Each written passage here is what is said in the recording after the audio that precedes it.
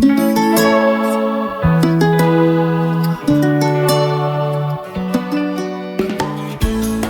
mi gente. My name is Maria Lopez Twina. I'm the author of the bilingual children's chapter book and animated family series, Mariví, the Master Navigator, and the creator of this new podcast, Navigating Dos Mares, or Navigating Two Seas. Mariví, the Master Navigator, was created for all immigrant families, but especially for children who are growing up with two cultures and two languages, navigating life for themselves and their foreign-born relatives. This podcast was created to help us older kids, or the adult children of immigrants, better understand our childhood experiences and the impact that they've had on our lives. In this episode, we'll hear our guest share their story about growing up bilingually and biculturally, and how their childhood experiences became their superpower. Thanks for joining our community. Bienvenidos. In this episode, we will be speaking to Claudia Santa Cruz, founder and CEO of Santa Cruz Communications, as she shares her experiences as a child of immigrants. Claudia, welcome. Thank you so much for having me, Maria. Happy to be here. And super excited to have you here. So Claudia, just for our listeners, tell us a little bit about your background. Yes. So I was born in Peru, but because of my father's work, I actually did my elementary in Peru and Bolivia, my middle school in the Philippines, my high school in Norway, and my college in the US. Throughout this period, since I was 9 years old, all the schools that I attended were in English, whether they were American or international schools. Wow, what a diverse background with such diverse ethos in each of these countries, right? This is super interesting. So tell us about your household, what languages were spoken, who lived in the households, etc. Of course. So my home consisted of my parents, both of them Peruvian, brought up and raised in Peru. And then I have an older brother and a younger sister. And we spoke Spanish with my parents, but among the siblings, we spoke in English. Yes, which we see over and over again, right? Okay. Yes. And you've had so many different countries. What was similar about the neighborhoods or the schools, and what was different about them? I would say the schools were a little bit different, but the system was the same in the sense that it was in English. It was like your typical schools in the United States, I would say. But for example, the Philippines, it was very international, everybody from all over the place. Whereas when we went to school in Norway, it was mostly American. So it varied in that way. The neighborhoods varied quite a bit as well. With every country, it was very, very different. The Philippines, we lived in Manila. It was a very busy city. We lived in Dasmariñas village, which is sort of like a gated community. In Norway, much smaller town. It was Stavanger, so we lived in a smaller city, and it wasn't gated. Very, very safe as well. And so it varied completely because it was a completely different country with different cultures, different languages, different traditions, and the only thing I think that was consistent was that our home, was always Hispanic. Interesting. Okay. So I know you're familiar with the Mariví stories. She always feels like an outsider, as she feels like that when she starts school, and then as she matures, things change, obviously. But you must have felt like an outsider in these schools, in all of these new schools. Yes, and it was even harder because many times we would move in the middle of a school year. So it wasn't even that it was at the start. So we would come in and, friends were already in their little groups and we had to make friends. So it actually, made you very adaptable. I mean, I think one of the things that I like to say is that I'm most comfortable when I'm uncomfortable, because I had to learn to kind of adapt to all the different situations, in societies and people. And yeah, it was definitely a little bit challenging at times. You definitely do feel different. But I don't think I paid that much attention to, for example, race. It was more about countries, because whenever we lived somewhere, it wasn't, whether you were Latino or whether you were, black or white. It was more, what country are you from? So Right. that was the main thing that people would ask, Did you have culture clashes with your parents as you navigated all these different cultures, yet your home remained Hispanic? Completely. My home was fully Hispanic. My parents were very strict. I was not allowed to wear makeup until I was 15 years old. I wasn't allowed to date until I was 16 years old. And even then, it was not exactly a welcome situation. I wasn't allowed, in high school, like I said, it was mostly American, and they all had parties, at house parties. I was never, ever allowed to go to house parties. And it was a shame, because I think that it stopped me from building a lot of relationships with some of the students at my school. So, in fact, interesting enough, I think because of that, the two best friends that I had were in years lower than me. One was an 11th grader and I was a 10th grader. So there was two and, 1 year different, because the people that were my age, the students that were my age, were doing, the parties and all of that I wasn't allowed to do. So was it fear of parental fear, or just, we don't trust this country or this neighborhood, or we don't know what practices are here? Is that what was stopping that? I think it was more cultural, as in how my parents were brought up, and that they wanted to bring us up in the same way. And so they don't do that. You're not allowed to just go out and party. And I had very, early curfews.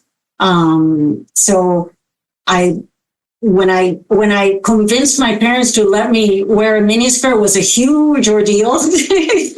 When I was a teenager, so. I mean, it was a struggle, because my friends were advancing at one pace and I was advancing at another socially. And that was difficult. That was definitely difficult. Very interesting. Wow. Okay. Now, as you moved through these countries, did your parents master these languages in this? Did they speak Tagalog? I mean, or did you interpret or ever have to translate for them, or play the role of navigator at any point in your life? Not for my father. My father was fluent in English, but yes, for my mother, completely. And the thing about my father is that he would go offshore for months sometimes. So we were left with my mom, and my mom, in the Philippines and in Norway. And then, she did not speak English. So we had to translate everything. And the thing is that there's a lot of responsibility that comes with that, that sometimes people don't realize. I mean, you're young, but you're translating. Sometimes it's trivial things and sometimes it's important things. I remember in the Philippines, we had a fire in our home once, and I was the one that had to call the fire department and give them all the details. And then some things that I still do to the day is, we'll go to a restaurant and I have to read the entire menu to my mom, before we can, so that she can figure out what she wants, because I have to translate it. So, or we'll go to the hair salon and I have to translate what she needs to get, which was always scary, because if it doesn't come out her way, then I got in trouble, because maybe I didn't translate as well. And that's the thing that also, sometimes, for example, for school, you're translating certain things and you want to be accurate. But you're a kid, you're a kid doing the translation. You're not a professional interpreter. So it can be very difficult in that respect. But so yes, I mean, definitely, like Mariví, had to do a lot of the navigation. Yeah. And what I think a lot of people don't realize is that it's a role we play well into adulthood. It's not something that our parents don't become English proficient or dominant overnight. It happens across multiple generations. That is completely correct. And now that, my father is gone, we have to do everything for my mom that has to do with English, paperwork, from passwords, getting her airline tickets, I mean, anything and everything. So yes, it's very true. It definitely grows up with you. You grow up with it. You grow up being an interpreter for your family. Absolutely. Was there any part of the American side of the culture that was supported at home? I wish I could say yes, but sadly, on the contrary, it was frowned upon.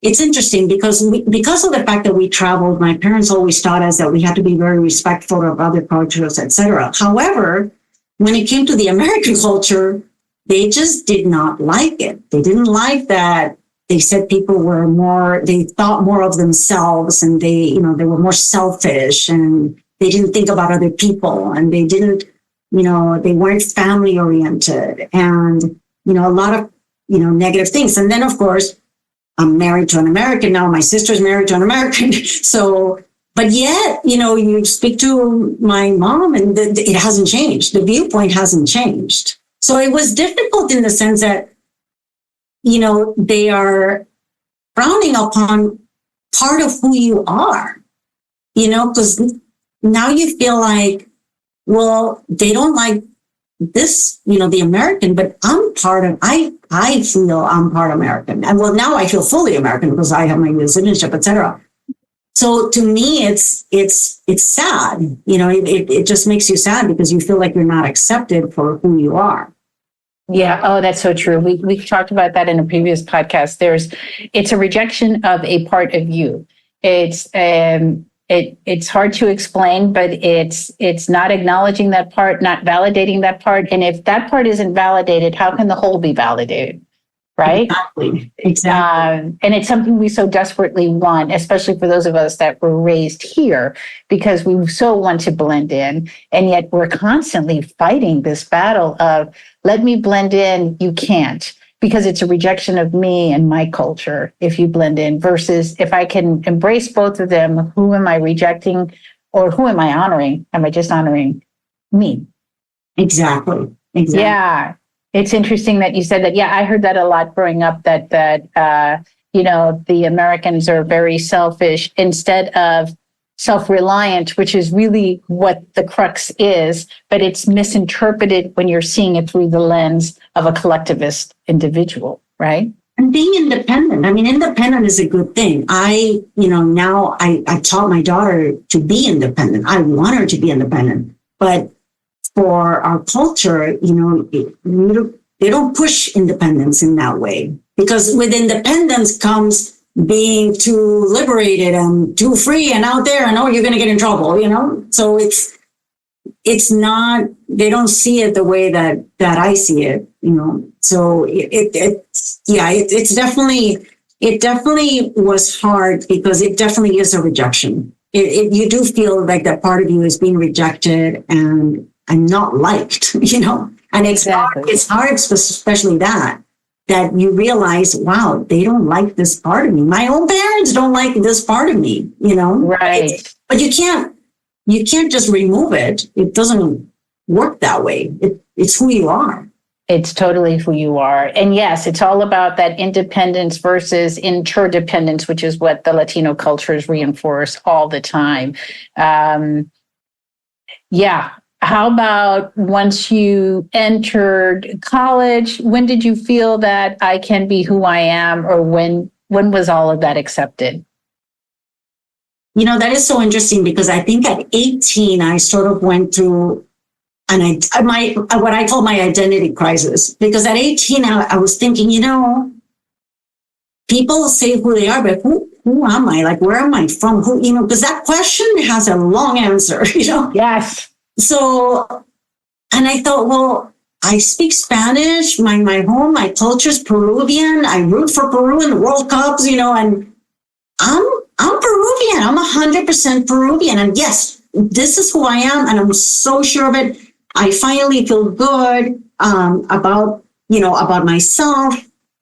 And so at that time, I went to Peru to visit because we would go every year. And so as I'm going through this whole identity crisis, I get to Peru and I'm thinking to myself, this is so awesome. I mean, I'm going back to my roots. I feel so good about my Peruvian hood or Peruvian ship, whatever you want to call it. And then one of the first things that I hear once I get there is, oh, where are you from? Wow. And I'm thinking, I don't think I even opened my mouth. I'm like, do I look that different? Am I dressing that different? Am I acting that different? Is it my mannerism, the way I express myself, that I'm clearly not Peruvian? So what am I? And it took a while to finally just accept myself for who I was and embrace who I am, which is I am a Peruvian who grew up in Bolivia, the Philippines, Norway, and the US. And I am an American citizen and proud of being an American, but with Hispanic roots. So this is who I am. And I had to embrace the whole. It's not like you can say, well, I'll just say I'm from Peru and the US. I can't exclude the other countries either, because in each one I grew a part of me and I learned certain things and I developed as who I am today. So I can't just negate any piece. So I have to just be happy to accept that. And this was important because when we adopted my daughter from China, and so here she is Chinese, speaks Spanish and English, and she has now an American father, she herself, told me she was feeling also the same way. And I told her, this is what worked for me. And I think at some point you'll realize that all you have to do is just accept who you are. You can't expect to be like other people. We are not like other people. We're not. We're always going to be completely different. And that's okay. You don't have to be part of a mold.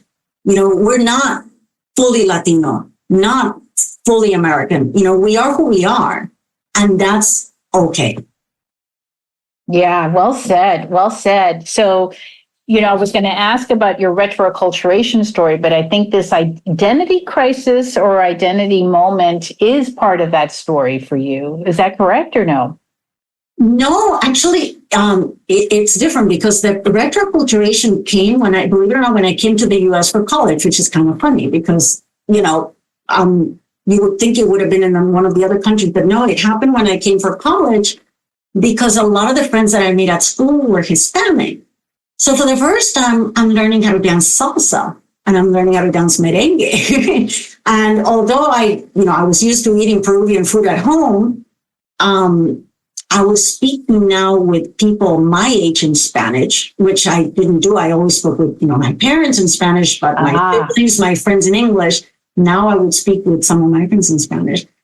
And so I became much more, I think, aware of that side of being Latino and actually embracing more, that part of me when I came here. Yeah, super interesting. The what you said about speaking with others your age that were also Hispanic, because that's where that break is. Yeah, that happens to a lot of individuals that when they're returning to their roots, it does happen in college. That's one of those key life events where it happens, which is very interesting. I hadn't heard it said like you said it, though. Yeah. I didn't expect it, that's for sure. It wasn't something that I expected at all. So how did that change you when you realized, okay, now I am who I am? So at 18, you had the identity crisis. College wasn't that far after that. So this was probably a couple of years. About the same time, yeah. Yeah, so this was like a phase here that happened. How did it change your relationship with your parents, if it did, or with family members, or with yourself?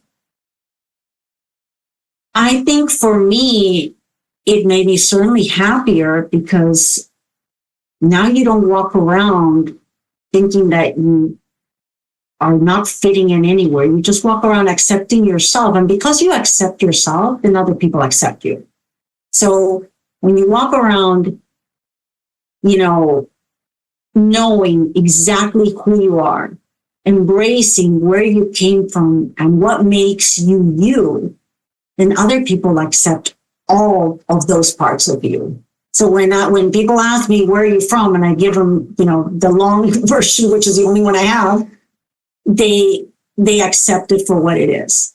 And, and I think as far as my parents, I think what helped is that I no longer felt I needed their approval of who I needed to be, because the thing is, for them, it was not for them. When we were at home, we were supposed to be Hispanic. Like I don't think they truly understood that the minute we walked out the door, we were a completely different person. Because inside the house, we were in a bubble of our culture. But the moment we left, it was a completely different story. And they really didn't take that into consideration as much, and it was hard. But then now, after going through that identity crisis and accepting everything, I didn't feel that I needed them to understand that it was okay if they didn't understand. They didn't grow up the way that I did. I can't expect them to understand something that they never lived, and that it's difficult to explain. And that only, now in places like your podcast is being talked about, because the reality is there wasn't really much advocacy for our generations and people like ourselves that, that had to grow up as navigators, that there wasn't really much attention placed on that. I wasn't until college, I think, that I read about third culture kids and kind of gained a better understanding about that. But, so I think that I realized I just couldn't judge my parents for not maybe understanding all of that, and that it was okay. And now that I had accepted myself, I was fine. Oh, what a great story. How have you turned all of these childhood challenges that we've experienced into your superpower today?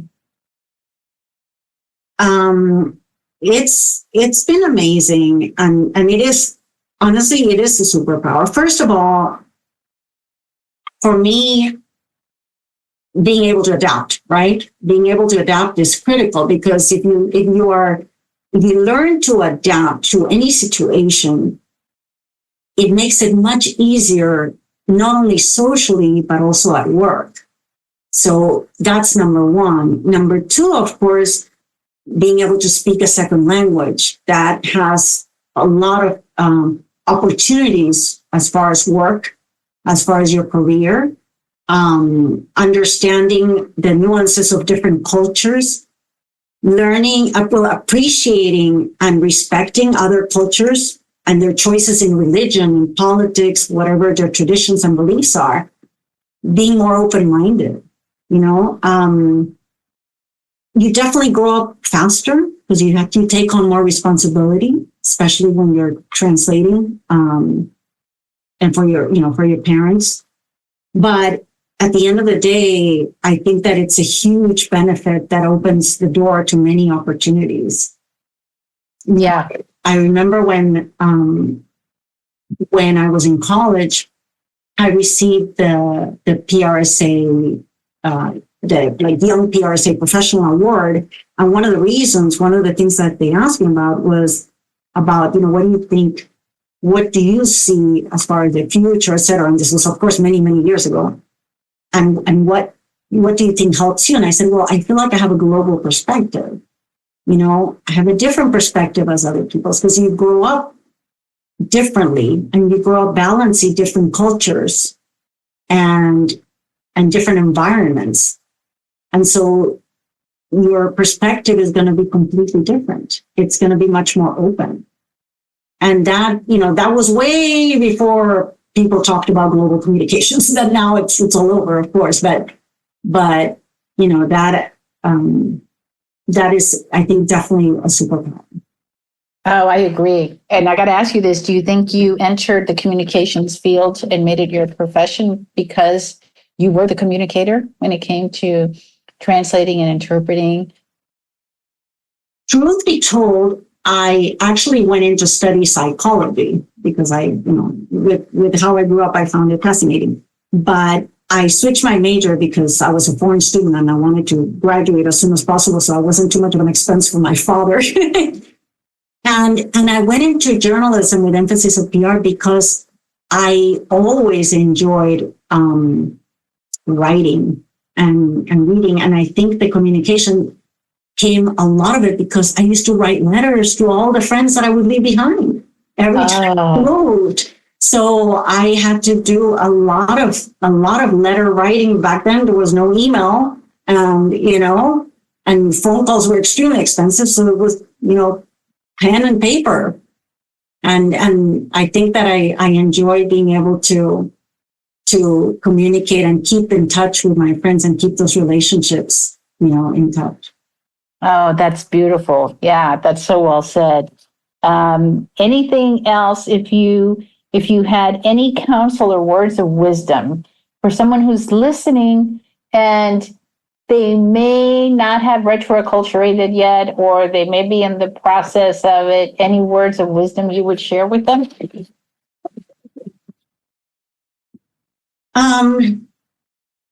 I think that at the end of the day, you have to feel good about being your authentic self.